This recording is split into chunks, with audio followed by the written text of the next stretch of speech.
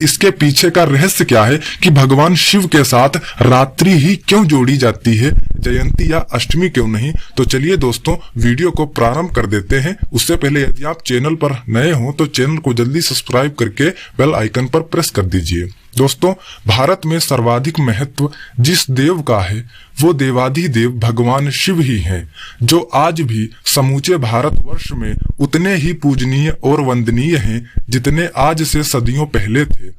इसका अनुमान इसी से लगाया जा सकता है कि देश भर में जितने मंदिर या तीर्थ स्थान भगवान शिव के हैं उतने अन्य किसी देवी या देवता के नहीं हैं।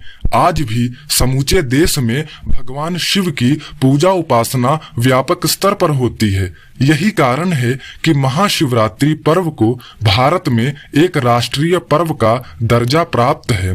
भगवान शिव को कालों के काल तथा देवों के देव अर्थात महादेव कहा गया है। महाशिवरात्रि पर्व फाल्गुन मास की कृष्ण त्रयोदशी को मनाया जाता है। यह व्रत सृष्टि के समस्त प्राणियों के लिए अत्यंत कल्याणकारी माना गया है, जो किसी भी धर्म संप्रदाय का कोई भी व्यक्ति कर सकता है।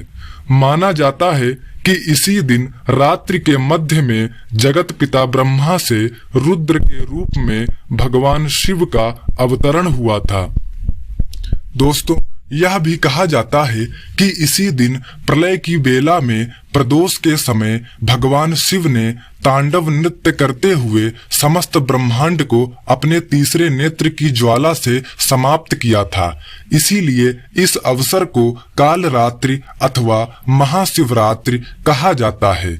दोस्तों, अब यह प्रश्न है कि जिस प्रकार विभिन्न महापुरुषों के जन्मदिन को उनकी जयंती के रूप में मनाया जाता है, तो उसी प्रकार भगवान शिव के जन्मदिन को उनकी जयंती के बजाय रात्रि के रूप में ही क्यों मनाया जाता है? आखिरकार इसके पीछे का कारण क्या है? तो दोस्तों, इसका कारण संभवतः यही है कि रात्रि को पापाचार, अज्ञानता और तमोगुण का प्रतीक माना गया है और कलयुग में क्या संत, क्या साधक, क्या एक आम मानव अर्थात हर कोई दुखी और परेशान है।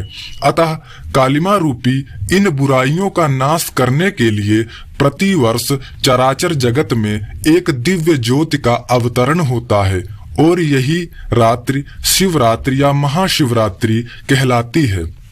दोस्तों, शिव और रात्रि का शाब्दिक अर्थ एक धार्मिक पुस्तक में स्पष्ट करते हुए कहा गया है कि जिसमें सारा जगत शयन करता है तथा जो विकार रहित है वह केवल शिव ही हैं, अथवा जो अमंगल का नाश करते हैं वे ही सुखमय और मंगलमय शिव हैं, जो सारे जगत को अपने अंदर लीन कर लेते हैं। वे ही करुणा सागर भगवान शिव हैं, जो भगवान नित्य सत्य जगत आधार विकार रहित साक्षी स्वरूप हैं। वे ही शिव हैं।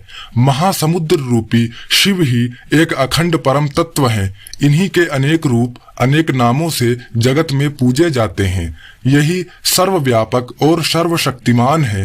कहा जाता है कि भगवान विष्णु ने भी भगवान शिव की अनुकंपा प्राप्त करने के लिए उन्हें अपनी एक आंख समर्पित कर दी थी। इसके बारे में कहा गया है कि भगवान विष्णु जब शिव को प्रसन्न करने के लिए 1008 कमल के फूलों से उनका अभिषेक कर रहे थे, तब आखिर में एक कमल कम रह गया। इस पर भगवान विष्णु ने तुरंत अपनी कटार से अपनी एक आंख निकाली और कम रहे कमल के पुष्प के स्थान पर भगवान शिव को अपनी आंख समर्पित कर दी।